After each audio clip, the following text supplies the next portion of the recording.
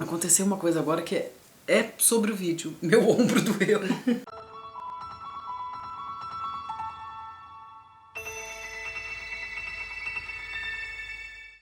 O vídeo de hoje chama Envelhecer é bom, menos quando dá dor nas costas.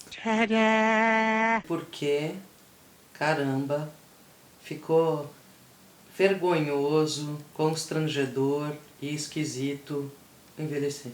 Porque que isso foi desnaturalizado, né? É visto como uma decrepitude, né? Parece quase como uma doença a ser tratada, ser combatida. A velhice virou uma espécie de doença. Né? E eu não estou falando de uma velhice doente. Falando de você ter sinais de velhice. Os sinais da idade, os sinais do tempo, as marcas do tempo no seu rosto, no seu corpo, no seu cabelo. Tudo isso tem que ser apagado, né? Tem que ser mascarado, maquiado mesmo, né? Literalmente maquiado. A gente vive numa cultura em que até ser adulto já é um problema, né? A gente está prolongando cada vez mais a noção de juventude, de adolescência. Eu acho que se a gente for ver assim, historicamente, aí é bem tipo... Chutão. Mas a adolescência é muito recente, né? Como invenção, né? Sim. Não existia assim.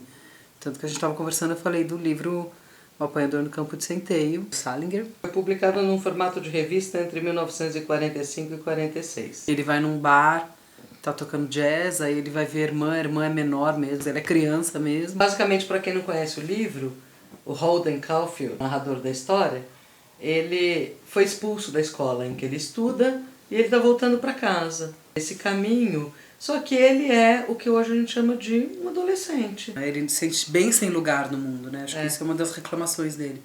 Mas isso muito, acho que porque não tinha uma cultura adolescente. Tirando o fato de que na adolescência a gente se sente realmente perdido, inclusive por mudanças no corpo e tudo, né? E aí ele vai num show de jazz, mas é tipo ainda adulto, ele não é adulto, ele tenta ficar com umas prostitutas e não rola, né? Não rola, e tem uma cultura mesmo, né? Que é uma cultura que tinha infância e tinha ser adulto, né? E aí depois disso, talvez, com o advento do rock and roll, né? Mas começa essa cultura da adolescência que atualmente tem se expandido, né? Essa semana saiu um artigo dizendo que a adolescência foi oficialmente prolongada até acho que 24, 25 anos. Oficialmente é como? Quem falou? Oficialmente. Claro que tem componentes socioeconômicos também aí. Os jovens de classes mais baixas são convocados à responsabilidade da vida adulta muito mais cedo, uma vez que começam a trabalhar e precisam trabalhar. E quem fica nessa de, eu fiz a faculdade, aí vou fazer o MBA, vou fazer isso, forever, adiando sempre a sua entrada no mundo... No mundo dos boletos, né? No mundo dos boletos, exato. Eu acho que isso é uma visão, é um recorde de classe também. De qualquer maneira está se prolongando, porque eu acho que existe uma espécie de tentativa de adiar esse momento de envelhecer. Aí a gente está fazendo um recorte que é da passagem da adolescência para a adultescência, digamos assim, né? Mas eu acho que tem essa outra passagem, que é mais o que a gente está sentindo agora, né? Que é o se perceber envelhecendo. Adolescência da velhice. Você é uma pré-velhinha. Que nem da infância para vida adulta tem adolescência, da vida adulta para velhice tem isso que a gente está vivendo agora. Que também chamam de maturidades. Não necessariamente as pessoas são maduras nessa idade. Então, né? É isso que eu ia falar. Isso tem um monte de pressupostos do que é ser adulto e de como o adulto deveria se portar, e aí a gente acha que porque tem que se portar assim, talvez você se sentisse assim. Coisa que não é, né? Eu não me sinto... Essa história da minha mãe que é fantástica, já faz uns anos, assim, talvez a perspectiva dela tenha mudado já, eu posso ligar pra ela e ver.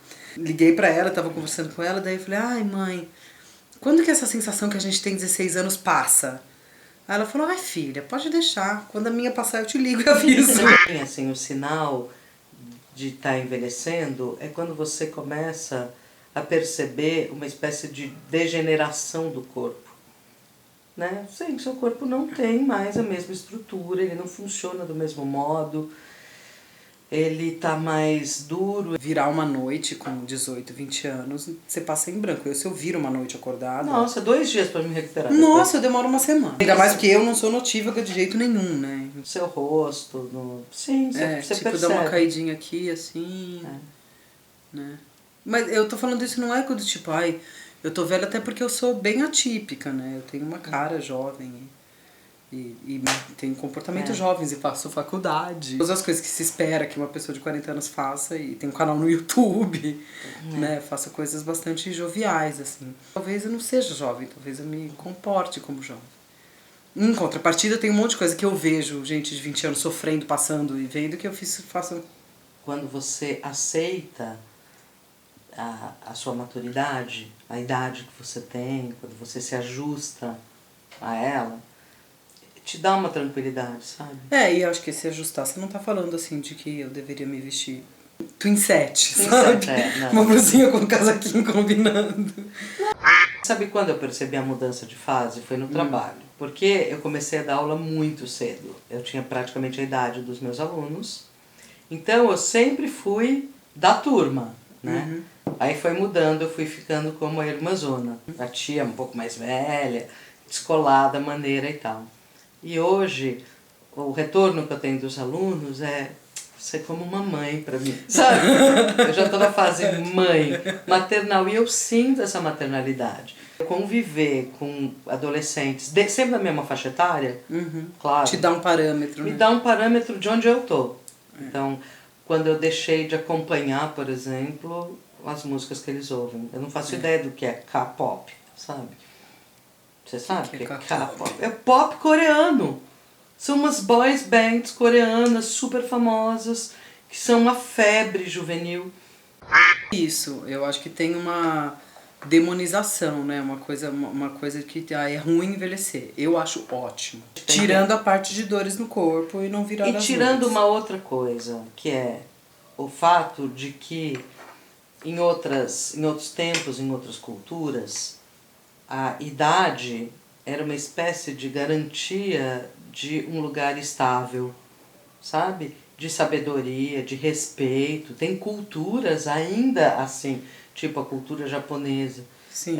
Ainda existe um local de respeito pelo velho, porque ele é portador de uma história, de uma tradição. Ele é o elo com um tempo que você não viveu. Como a gente vive numa sociedade altamente fundamentada na produtividade, assim, tem valor quem produz. Então, crianças que não produzem, mas vão produzir algum dia, então você tem inclusive todo um mercado de educação voltado para transformar esses pequeninos em cidadãos produtivos, não criativos. Aí você tem nessa outra ponta o velho que não produz mais e que está colhendo os frutos daquilo que produziu. Que deveria estar, né?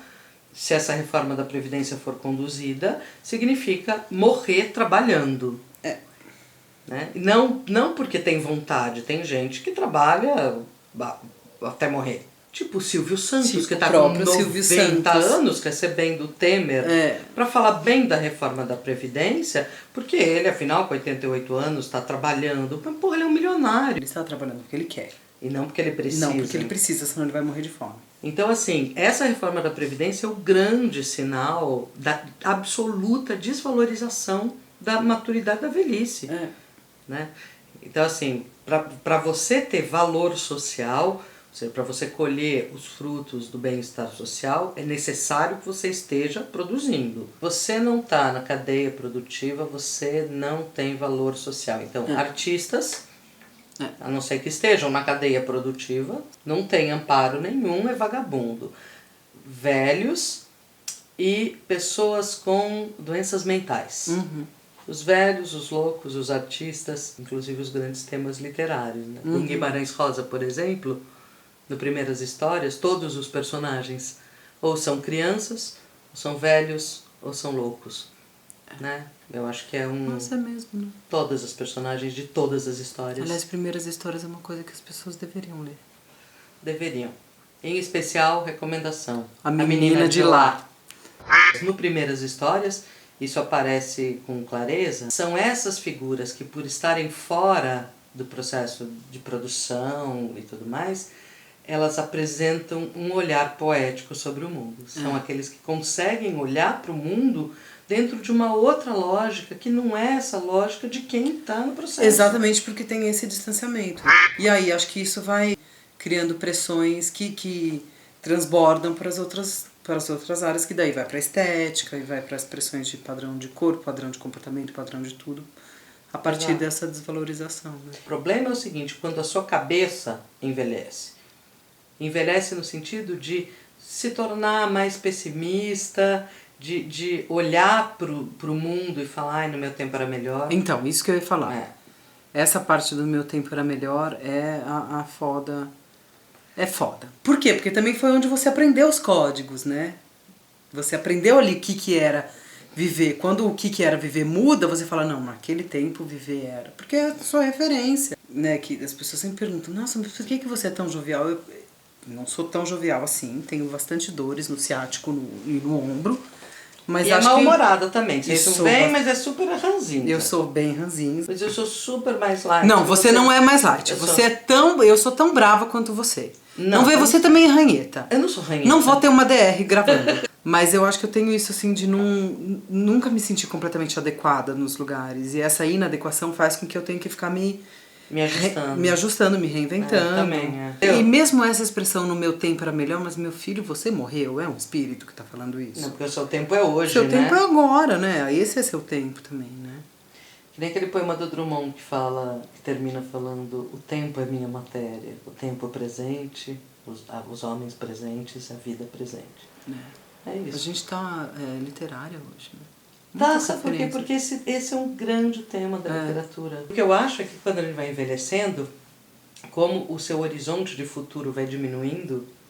isso é duro. Né? Você não tem mais todas as possibilidades. Eu pensei em uma coisa muito ruim na semana passada, que eu estava bastante triste. É que esse golpe, se durar mais 40 anos, eu não vou ver acabar. Essa sensação de eu não tenho mais toda a vida pela frente. Eu tenho, acho que metade da vida. Eu estou no meio da vida, provavelmente.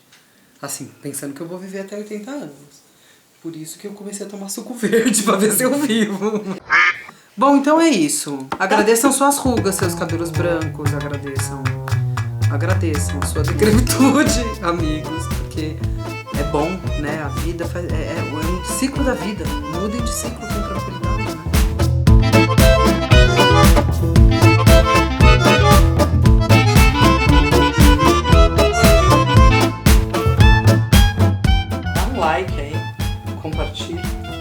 Eu acho que a gente tem que fazer isso. Começar a fazer isso. Se você gostou do vídeo, então dá um like, compartilha, comenta, apoie.